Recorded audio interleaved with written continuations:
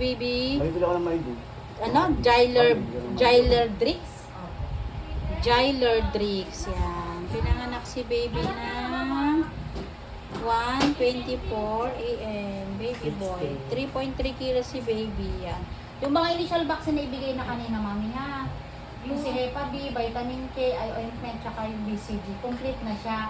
Ang sunod na lang, yung sa health center ni baby, ha? Yan. Yan. Yung kay Jen po. Ilang kilo yun? Maliit lang, 2.6. Malaki to yung baby nyo. Mas malaki.